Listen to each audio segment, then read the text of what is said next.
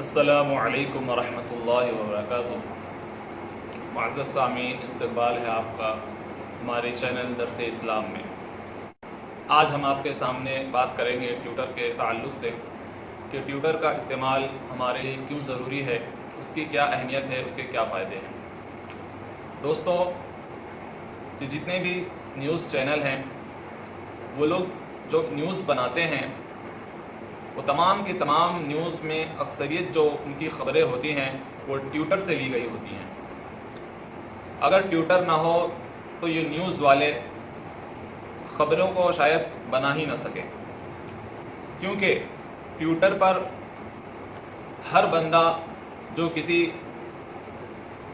आला ओहदे पर है या छोटे ओहदे पर है, देश का पीएम है या सीएम है या चीफ मिनिस्टर है या एमएलए है, अक्सरियत लोग इस पर मौजूद होते हैं और वो लोग अपने किसी भी आने वाले काम के बारे में पहले ट्विटर पर जानकारी दे देते हैं कि अगर वो कोई काम करने जा रहे हैं, किसी काम की शुरुआत करने जा रहे हैं, तो उसकी जानकारी वो ट्विटर पर सबसे पहले देते हैं। मिसाल के तौर पर आप ये कुछ वीडियो देख सकते हैं। शाम 6 बजे के करीब केंद्रीय मंत्री पीयूष गोयल के ट्विटर अकाउंट से जानकारी दी गई। परीक्षाएं 15 दिसंबर से होंगी। ट्वीट में वीडियो के साथ लिखा गया, रेलवे में विभिन्न पदों की सभी 3 श्रेणियों के लिए भर्ती प्रक्रिया के आवेदनों की जांच पूर्ण की जा चुकी है। विभिन्न पदों पर भर्ती के लिए परीक्षाओं का आयोजन 15 दिसंबर से शुरू किया जाएगा। लेकिन सबसे पहले सोशल मीडिया के आज के दिन के मुख्य समाचार। रिया चक्रवर्ती की गिरफ्तारी के बाद वायरल है उनका एक पुराना ट्वीट। लोगों ने बताया ये तो थी जेल जाने की भविष्यवाणी। कहा गया एक जोफ्रा आर्चर वाली फकीरी तो आप में भी है। 19 नवंबर 2009 के इस ट्वीट में लिखा था कि एक इंडियन लड़की की अजीब डरावनी कहानी से बाहर निकली हूं जिसने नशीले पदार्थों की तस्करी के लिए 4.5 साल की जेल की सजा काटी। अब इस ट्वीट को उनकी गिरफ्तारी से जोड़ा जा रहा है। पास्ट में फ्यूचर का बताया जा रहा है। अमेरिका के राष्ट्रपति Donald Trump Nobel peace prize के लिए नॉमिनेट हुए हैं। यूजुअली हम खबर बताकर अगली लाइन में जोक मारने का असफल प्रयास करते हैं, लेकिन यह खबर खुद में 2020 का सबसे बड़ा जोक है। वायरल है एक तस्वीर एक बुजुर्ग दंपत्ति की। टीवाई के राकेश नायर के हवाले से पता चला कि तिरुवनंतपुरम के राजाजी नगर में 70 साल के ये बब्बा अपनी दृष्टिहीन पत्नी के साथ रहते थे। उनको कोरोना हुआ लेकिन पत्नी को नहीं। ऐसे में पत्नी को अकेले कैसे छोड़ देते, उनको भी साथ लेके अस्पताल की ओर चल पड़े। बाद में उनको समझाया गया, लेकिन अब जिसके पास ये तस्वीर पहुंची वो ये फोटो देखे काफी सेंटी हो गया। बढ़ते हैं दिन की बड़ी खबरों की ओर। ट्विटर पर छाया रहा एक ही नाम, कंगना रनौत का। क्योंकि बीएमसी ने आज उनके ऑफिस पर जेसीबी चलाई, तोड़फोड़ की। ट्विटर का जो पहला ट्रेंड था वो कंगना रनौत से जुड़ा था, दूसरा और तीसरा भी, चौथा, पांचवा और छठवां भी, और एक सेकंड, 7वां, 8वां और 9वां भी, और 10वां भी। ये बीएमसी कर क्या रही है? उनका ऑफिस तोड़ रही है या उनको और बड़ा स्टार बना रही है? कंगना के दफ्तर पर जेसीबी चली तो पाकिस्तान, बाबर की सेना, पीओके, ऐसी बातें कंगना की ओर से कही गई। इसके अलावा सोशल मीडिया 2 धड़ों में बट गया। कुछ लोगों ने वेल डन बीएमसी कहा कि ठीक है, इलीगल कंस्ट्रक्शन था, बीएमसी ने तोड़ दिया, क्या हुआ, सब कुछ कानून के मुताबिक हुआ। कुछ ने कहा बीएमसी को शर्म आनी चाहिए, अगर कंस्ट्रक्शन इलीगल था तो अभी तक कहां बैठे थे, अभी तक क्यों नहीं जगे? जब ये विवाद शुरू हुआ संजय राउत के साथ तभी आपको क्यों याद आई? इस पर कुछ लोग एक फोटो और लेके आ गए, एक पुराने नोटिस की फोटो। कहा कि दावा किया कि ये 2018 का नोटिस है, बीएमसी ने पहले भी कंगना को इस निर्माण कार्य के लिए चेताया था। खुद कंगना वो स्माइली डाल के ट्वीट डाले जा रही थी और एक वीडियो भी डाला जिसमें उन्होंने कहा कि तुमने जो किया ठीक किया। देखना है कि ये पूरा मामला अब आगे कहां तक खींचता है। बढ़ते हैं अगली खबर की ओर। लेकिन कंगना की खबर से जाने का मन नहीं कर रहा है। मतलब टीवी देखी, सोशल मीडिया देखा, एक क्लिप दिख गई। मतलब टीवी के रिपोर्टर क्या कमाल के होते हैं। एक पोस्टमैन को पकड़ लिया और उससे पूछ रहे हैं कि कंगना का ऑफिस क्यों तोड़ा, उसने क्या किया था। अब क्या है, वो क्लिप वायरल है, लोग मजे ले रहे हैं कि रिपोर्टर बताइए ऐसे होते हैं, क्या ही कहें। कुछ रोज पहले हमने आपको एक वीडियो दिखाया था। वीडियो में एक ड्राइवर बड़ी सफाई से, बड़े कमाल के साथ, एक जहां पार्किंग नहीं थी वैसी भी पार्किंग में गाड़ी पार्क करके उसको निकाल रहे थे। बड़ी अच्छी गाड़ी मोड़ रहे थे और लोगों ने तो उनको किंग ऑफ पैरेलल पार्किंग तक बता दिया था। लेकिन हमने कहा था उस वक्त कि हमें नहीं पता ये तस्वीर कहां की, ये वीडियो कहां का है और ये इनका नाम क्या है। लेकिन अब हमको पता चल गया है, थैंक यू कहिए इंडियन एक्सप्रेस अखबार को। तो इनका नाम है पीजे बिजू, केरल के वायनाड के रहने वाले हैं। ड्राइवर इनका पेशा है। ये अपने दोस्त की गाड़ी लाए थे, अपने घर के सामने पार्क की थी और उसको निकाल रहे थे। उसी वक्त इनकी पत्नी ने बिना इनको बताए ये वीडियो बना लिया, अपनी सहेलियों को भेज दिया, वहां से वीडियो वायरल हो गया। अब हाल ये है कि बिजू के पास इतने कॉल आते हैं कि उनका अपना फोन बंद करना पड़ता है, वो अपना काम तक नहीं कर पा रहे, इतने फेमस हो गए हैं। बिजू से आगे बढ़ते हैं, बात वृक्षारोपण की करते हैं। विशुद्ध फेसबुक के विमर्श वाली ये तस्वीर है वृक्षारोपण की। मतलब वो जो फेसबुक पे जोक चलते हैं ना कि एक आदमी पौधा लगाने आता है और 6 लोग फोटो खिंचाने, या फिर किसी के जन्मदिन के मौके पे, जन्मदिन के उपलक्ष्य में एक आदमी ऐसे सेब देता है मरीज को और उसके साथ 12 लोग आते हैं फोटो खिंचाने। एकदम उस टाइप की तस्वीर है। देखिए, आपने देखी होगी सोशल मीडिया पर, इसको देखिए। फेसबुक पर इस तस्वीर ने व्याख्याओं के कई द्वार खोल दिए हैं। सबसे ज्यादा बात हो रही है उस बच्चे की जो तस्वीर में पीछे है।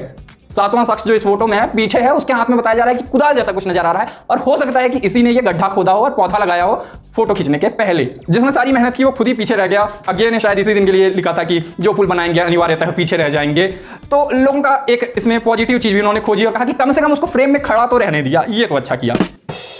फेसबुक से लेकर ट्विटर तक वायरल हैं कई तस्वीरें और कई वीडियोज। कलश यात्रा निकाली गई थी, एमपी अजब है उस वाले एमपी के इंदौर के एक नेताजी हैं तुलसी सिलावट, उनके समर्थन में वो उपचुनाव होने वाले हैं ना, तो वो चुनाव लड़ रहे हैं, तो माहौल बनाना है, तो कलश यात्रा निकालनी है, तो उसमें भीड़ भी आ गई है, बहुत ज्यादा भीड़ आ गई है। क्या तापसी पन्नू और कंगना रनौत के बीच की लड़ाई हो गई है खत्म? क्या तापसी अब और बहस नहीं करना चाहती कंगना से? आखिर तापसी के शेयर किए पुराने वीडियो पर कैसा था कंगना का रिएक्शन? इन सारे सवालों के जवाब के लिए देखें पूरा वीडियो। बॉलीवुड एक्ट्रेस तापसी पन्नू और कंगना रनौत के बीच छिड़ी जंग का अंत हो चुका है। दरअसल तापसी पन्नू ने अपना आखिरी ट्वीट करते हुए ट्विटर वॉर को खत्म करने का ऐलान कर दिया है। कंगना रनौत ने हाल ही में दिए एक इंटरव्यू में तापसी पन्नू और स्वरा भास्कर को बी ग्रेड एक्ट्रेस कहा था, जिसके बाद से सोशल मीडिया पर जुबानी जंग जारी थी। अब तापसी पन्नू ने ट्वीट करते हुए लिखा कि अरे तो अब फाइनल क्या है, मैटर करता है इनसाइडर होना। यार ये सब बहुत कंफ्यूजन होता जा रहा है, मैं साइन आउट कर रही हूँ इसके पहले कि मैं भूल जाऊँ कि मेरा स्टैंड क्या है। एक ट्वीट में लिखा, बूंदेले हर बोलो के मुंह हमने सुनी कहानी थी, खूब लड़ी मर्दानी वो तो झांसी वाली रानी थी, आई रेस्ट माई केस हियर। एक और ट्वीट में तापसी लिखती है कि ओ सारा कसूर ये कोटा सिस्टम का है, चलो ये आसान था समझना, हो गया सॉल्व, सब कुछ सही है हमारे क्षेत्र में और उनके क्षेत्र में, मतलब जिसकी भी है आप समझ जाओ यार। दरअसल ये बात तापसी ने कंगना के पुराने इंटरव्यू क्लिप को शेयर करते हुए लिखा, जिसमें कंगना कहती नजर आ रही है कि नेपोटिज्म एक कोटा जैसा है और कि उन्हें इससे कोई फर्क नहीं पड़ता क्योंकि ये हर जगह है। कंगना ने अपना एग्जांपल देते हुए ये भी बताया कि उन्हें भी मेडिकल एंट्रेंस टेस्ट पीएमटी में भी कोटा मिला था। बता दे कि ठीक same throwback video Swara Bhaskar ने भी शेयर किया था और लिखा, गांधी जी आजादी की लड़ाई में शामिल होने से पहले। और स्वरा के इस ट्वीट का रिप्लाई टीम कंगना रनौत ने दिया। उन्होंने इस वीडियो पर रिप्लाई करते हुए लिखा, You are picking up a 10-year-old video when movie mafia didn't care about her existence and didn't consider her an A-lister. Criminal cases, threats, bullying, character assassination started after Kangana became a top star in 2014. She has mentioned many times before. Please don't miss. नमस्कार, मैं हूं दिव्यांशी और आप देख रहे हैं दी London talk. 17 सितंबर 1950 को पैदा हुए नरेंद्र मोदी 70 बरस के हो गए हैं। देश ही नहीं दुनिया भर से उन्हें आम हो या खास तमाम लोगों ने विश किया। जन्मदिन पर कई लोगों ने खास अंदाज में उन्हें बधाई दी। किसी ने गुब्बारे लगाकर केक काटा तो किसी ने अस्पताल जाकर फल बांटे, किसी ने पौधे लगाए तो किसी ने मंदिरों में पूजा पाठ कराए। आइए देखते हैं पीएम मोदी के जन्मदिन पर किसने क्या कहा। राष्ट्रपति रामनाथ कोविंद ने नरेंद्र मोदी को बधाई देते हुए कहा, प्रधानमंत्री नरेंद्र मोदी जी को जन्मदिन की हार्दिक बधाई और शुभकामनाएं। आपने भारत के जीवन मूल्यों व लोकतांत्रिक परंपरा में निष्ठा का आदर्श प्रस्तुत किया है। मेरी शुभेच्छा और प्रार्थना है कि ईश्वर आपको सदा स्वस्थ व आनंद रखे तथा राष्ट्र को आपकी अमूल्य सेवाएं प्राप्त होती रहें।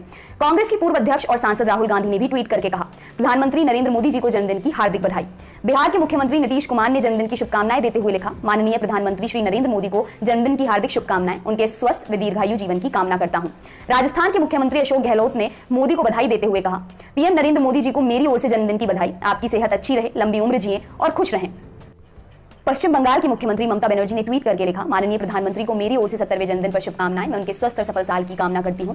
जाने माने सैंड आर्टिस्ट सुदर्शन पटनायक ने सैंड आर्ट के जरिए पीएम मोदी को बधाई दी है। बॉलीवुड एक्ट्रेस कंगना रनौत ने वीडियो पोस्ट करते हुए कहा, माननीय प्रधानमंत्री जी आपको जन्मदिवस की बहुत बहुत बधाई। मुझे आपसे कभी बात करने का मौका नहीं मिला, हम जब भी मिले हैं 2-3 बार फोटो खिंचवाने के लिए ही मिले हैं। आपको लेकर बहुत ही गंदी बातें कही जाती हैं, लेकिन आप जैसे लोग बहुत कम हैं। करोड़ों भारतीय आज आपकी लंबी उम्र के लिए प्रार्थना कर रहे हैं। बहुत भाग्यशाली हैं जो हमें आप जैसे प्रधानमंत्री मिले हैं। नागालैंड से तेमसुतला इमसोंग ने एक वीडियो ट्वीट किया जिसमें बच्चे पारंपरिक वेशभूषा में पीएम मोदी को जन्मदिन की बधाई दे रहे हैं। अमूल ने पीएम मोदी को जन्मदिन की बधाई देते हुए बड़े सलीके से अपना ऐड भी कर लिया। एक वीडियो पोस्ट की जिसमें पीएम मोदी कविता सुना रहे हैं। नेपाल के पीएम केपी शर्मा ओली ने नेपाली में ट्वीट करके कहा, आपके जन्मदिन पर हार्दिक बधाई। मैं आपके अच्छे स्वास्थ्य और खुशी की कामना करता हूं। हम लोग दोनों देशों के बीच संबंधों को और मजबूत बनाने के लिए मिलकर काम करना जारी रखेंगे। बधाई संदेश पर जवाब देते हुए पीएम मोदी ने कहा कि आपका धन्यवाद। हम अपनी साझा संस्कृति और इतिहास के आधार पर भारत नेपाल संबंधों को और मजबूत बनाने की उम्मीद करते हैं। भूटान के पीएम ने ट्वीट करके कहा कि भूटान के लोग और सरकार आपकी सफलता के लिए प्रार्थना करते हैं और 70वें जन्मदिन पर स्वागत करते हैं। हमें विश्वास है कि आपके नेतृत्व में भारत आगे भी बेहतर करता रहेगा। ट्विटर पर अगर आप कोई रिपोर्ट करते हो तो उसकी सुनवाई भी बहुत जल्द होती है, जिसकी मिसाल ये देखिए, अबू आसिम ने एक रिपोर्ट की पुलिस में, तो पुलिस ने उसकी सुनवाई बहुत जल्द की। और इसका ये भी फ़ायदा है कि अगर आपको किसी चीज़ के बारे में जानकारी ना हो, अगर आपको किसी से कुछ पूछना है तो ट्विटर पर आप उसे टैग करके सवाल कर सकते हैं। अगर आपका सवाल करने का अंदाज सही है, दुरुस्त है, तो आपको जवाब दिया जाएगा।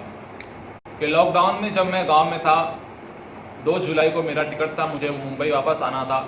बहुत से लोगों ने अफवाह उड़ाई कि 1 जुलाई से पहले तमाम ट्रेनें बंद हो जाएंगी और जो आपका टिकट है वो कैंसिल हो जाएगा, आप नहीं जा सकेंगे।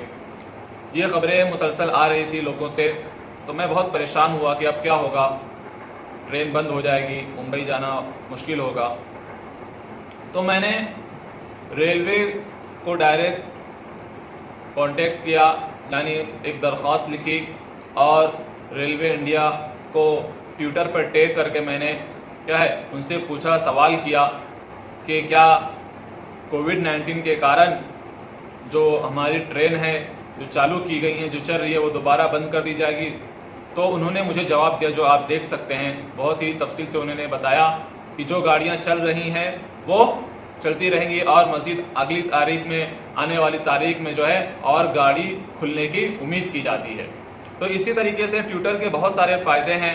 आप अगर इस पर आएंगे, इसको इस्तेमाल करेंगे तो आपको धीरे धीरे तमाम मालूमात होती रहेंगी कि किस तरीके से क्या किया जा सकता है। आप लोग इसे ज़्यादा से ज़्यादा इस्तेमाल करें और इसकी अफादियत से फ़ायदा उठाएं।